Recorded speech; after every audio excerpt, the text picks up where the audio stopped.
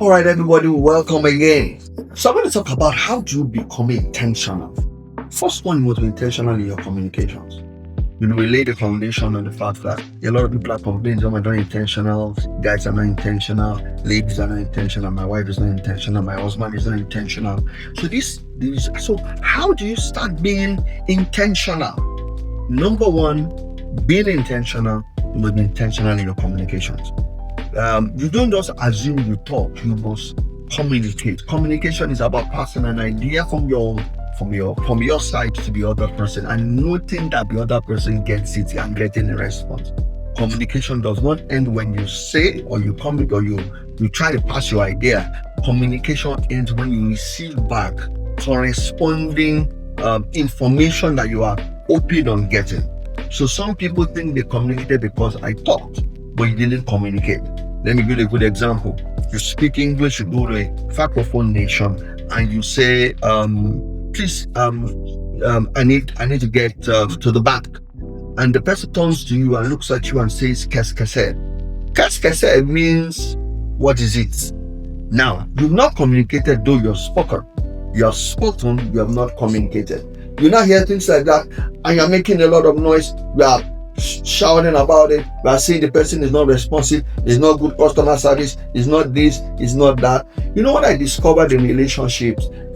Partners are saying to one another, qu'est-ce que c'est? Because you are speaking, but you are not communicating. Words are coming out of you, or you are trying to pass out something, but you are not getting to that person you are talking to. So the first one is you must be intentional with your communication. Amos 3:3 says, can two work together except they be agreed? There must be agreement on what communication is, how communication should be done. We need to find out what communication is to A, what communication needs to be. Agreement needs conversation. That means for you to agree, you need to have conversation in what is communication to you. But also having conversation, you need to know. You need to know about things. I always say there are things to know.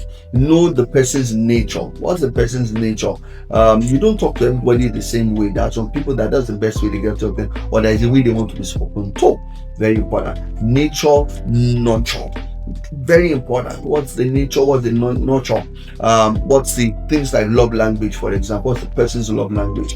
And doesn't only have to do with relationships. That can be circular. So what's the nature? And you need to understand that unity requires that you have understanding between the two of you. If you want that to be unity, want that to be that bond, there must be understanding the two of you, the understanding of how to give and how to get. There must be that understanding. A lot of people want to enter a relationship without an understanding of the other person, and that's the problem. I've said nature and nurture.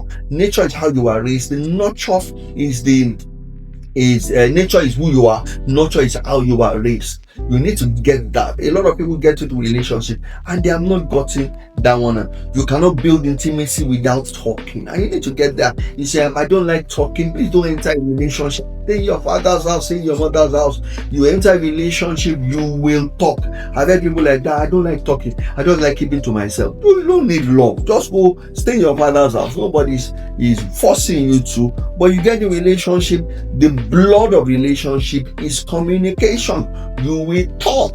You cannot say, I do not want to talk now. You may not want to talk now, but you fix a time when you will talk. Very, very important. So to maintain connection, and also to maintain the connection, there is a side of talking, but to maintain connection, you need to learn to listen. That's the second one.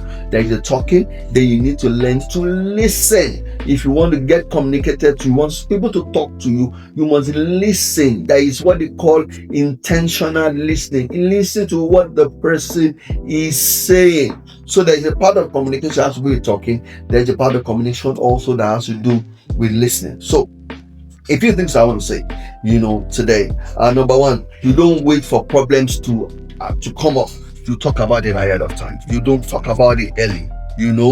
People start relationship and they don't have the very foundation of conversation. I had somebody that said they got married, and some of the things you should have talked about when they were in courtship, it happened in marriage. Say, for example, things like things like what food do we eat? Take small things. I heard the story of a person that they got married and they discovered the wife was committed in the church she was attending.